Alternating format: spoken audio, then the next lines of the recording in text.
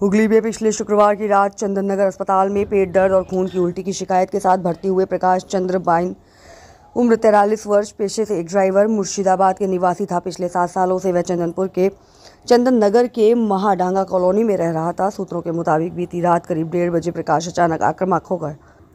उसने नर्सों की टेबल पर एक कैंची उठाई और अन्य मरीजों और नर्सों को डराने लगा। इसके बाद वह महिला चिकित्सा वार्ड में घुस गए और नर्सिंग स्टाफ के कमरे से के रास्ते छत पर पहुंच गया।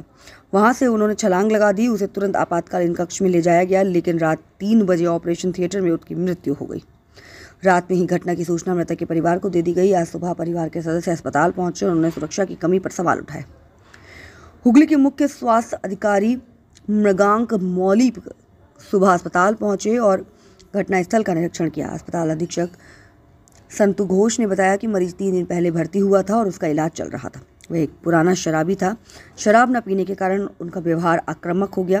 कैंची लेकर उन्होंने मरीजों को डराया और अस्पताल की छत से कूद गया। मृतक की पत्नी मीतू बाइन ने कहा, हमें रात में अस्पताल से फ़ोन आया था कि वह कैंची लेकर लोगों को डरा रहा है। ये पहली बार ऐसा हुआ है। घर पर और कोई पुरुष नहीं था, इसलिए मैंने किसी को रात में उनके पास नहीं रखा। अब जो चला गया वह लौट कर नहीं आएगा। मृतक के साले कबीर चौधरी ने बताया कि उनके जीजा शराब का अत्यधिक सेवन करते थे। घटना के समय अस्पताल की सुरक्षा व्यवस्था पर भी सवाल उठे हैं। सुरक्षा गार्ड मुख्यतः नीचे की ओर तैनात रहते हैं, जिससे छत तक पहुंचने में मरीज को कोई रोक नहीं पाया। দিদি কি হয়েছিল? দিদি আর কি হবে, ছাদ থেকে পড়ে গেছে। হঠাৎ আমাকে ফোন করে বলে আপনি তাড়াতাড়ি আসুন বাড়িতে, এখানে হসপিটালে, বাড়ির থেকে এখানে আসুন। আমি বলছি আমার বাড়িতে কেমন ব্যাটা ছেলেই নেই, আমি করে যাব। বলছে আপনি মেয়ে ছেলে থেকে আপনি নিজেই আসুন, আপনার বাড়ির গার্জেন কোনো দরকার নেই, আপনি চলে আসুন। কখন ফোন করেছিল? রাত্রিরে। কত রাতে? তাও কটা হবে, 12টা হবে, এরকম হবে তখন। আমার কিছু হাসপাতালে এরকম একটা অবস্থা, এরপরে যারা রোগীরা হাসপাতালে তো ভর্তি হতে ভয় পাবে। সে তো ভয় পাবেই, এবার তাদের একটা কোনো ইয়ে নেই, দায়িত্ব নেই। আপনারা কি চাইছেন? আমরা কি চাইবো, আমাদের মানুষটাকে তো, আমি তার মানুষটাকে ফিরে পাবো না। আর যার মায়ের ছেলে গেছে, মা ছেলেটাকেও পাবে না। মায়ের তো কোনো ভারসাম্য ইয়েই নেই, কথা বলতেই পারছে না মা।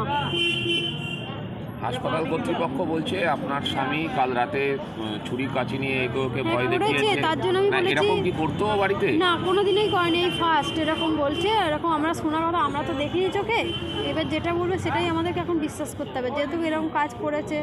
আমরা তো জানি না কি করেছে না করেছে। আপনাদের কেউ ছিল না কালকে রাতে? না না, আমার তেমন বেটা ছেলে বলতে কেউ নেই। ভাই তো বাইরে কাজে যায়। আয়া রেখেছিলেন? না, আপনার আমি পরে বলি, যখন শুনেছি তখন আমি বলেছি যে তো আপনি করুন, আপনারা কেউ একজন আয়া রাখুন, আমি গিয়ে পেমেন্টটা করে দেবো, এই কথা আমি বলেছি। তারপরে কিছুক্ষণ পরে বলছে আপনারা যখন হোক আপনারা আসুন, যেভাবেই হোক আসুন আপনি। তখন বলেনি কি হয়েছে? না। কবে ভর্তি হয়েছিল স্বামী? শুক্রবার দিনকে রাত্রি 8টা নাগাদ। কি অসুবিধা কি ছিল? পেটে ব্যথা? পেটে ব্যথা, বমি করছিল খুব, তারপর রক্ত বমি হচ্ছিল। এর আগেও কি এরকম ভর্তি হয়েছে?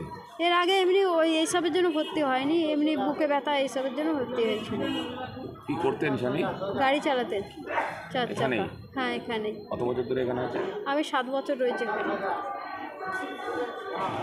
আপনার নামটা কি দিদি ভাই? মিঠু ভাই। মিঠু ভাই।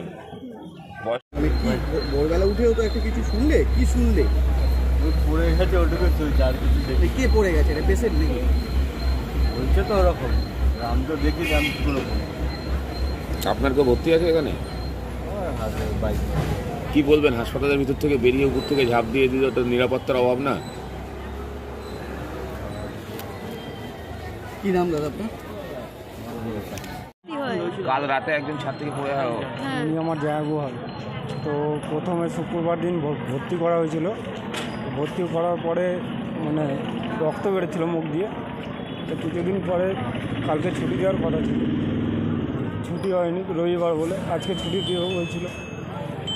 তো রাত্রিবেলায় কার্ড ছিল না বলে ও দিক দিয়ে চলে গেছে। কোনো কারণে যে কোনো কারোরই একজনকার ভুল আছে, তো দিক দিয়ে গেছে। যেহেতু দেখুন লেডিসে কোনো দিন ওই অ্যালাউ করে না কাউকে, মানে পেশেন্ট থাকলেও তাদেরকে দিতে চায় না, কিছু দিয়ে আসতে গেলে দিতে দেয় না। তো কী করে গেল ওখানটা? গেটটা নিশ্চয়ই কেউ ছিল না, তবে তো গেছে ওপরে। তা তো যাওয়া লেডিস ওয়ার্ডে চলে গেছিল লেডিস ওয়ার্ড দিয়ে উঠে তবে ওপরে উঠেছে, ছাদে। ছাদে উঠেছে, ছাদ থেকে মানে এই কেসটা হয়েছে। তো নিরাপত্তার অভাব রয়েছে না? নিরাপত্তা বলুন, দেখুন যারা এখানে গার্ড দেয় তারাই ঠিক নেই, তো কাকে বলবেন? যারা গার্ড দেয় তারা যদি ঠিক থাকতো তাহলে নিশ্চয়ই এই কেসটা হতো না। সুস্থ হয়ে গেছিলো, কালকে ছুটি দেওয়ার কথা ছিল, রবিবার বলে ছুটি হয়নি, আজকে ছুটি দেওয়ার কথা ছিল। কি জন্য ভর্তি করেছিল? উনি আগাগোড়া মদ খায়, ঠিক আছে, মদ খেতে খেতে বমি করতে করতে মুখ দিয়ে হঠাৎ করে রক্ত বেরোয়।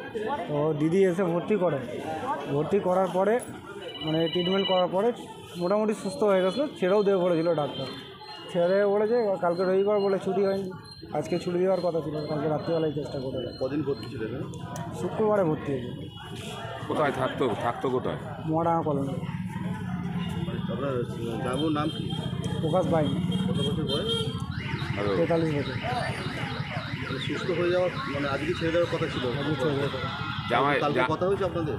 আমাদের বলতে আমি গাড়ি চালাই, আমি গাড়ি নিয়ে গেছিলাম, তো আমাকে যখন ফোন করলো তখন 9:30 10টা বাজে, তো তখনই বললো যে আমার এমনি কালকে ছেড়ে দেবে, তো তুই একবার আসিস না। আমি বললাম ঠিক আছে আমি আসবো, আমি তো এখন গাড়িতে আছি, তুমি রাখো। তো দিদিদের সঙ্গে কথা বলেছে, আমার বউ এসেছিলো দেখতে, তার সঙ্গেও কথা বলেছে, সবাই সঙ্গে মানে হেসে গেলে কথা বলেছে। আপনি জানতে পারলেন কী করে আপনারা? আমাকে যখন আমি বাড়ি ঢুকেছি তখন দিদি আমাকে ফোন করে বলল। জামাইবাবুর বাড়ি মুর্শিদাবাদে নয়, মালদাতে? অরিজিনাল বাড়ি মালদাতে, কাজের সূত্রতে এখানে থাকে।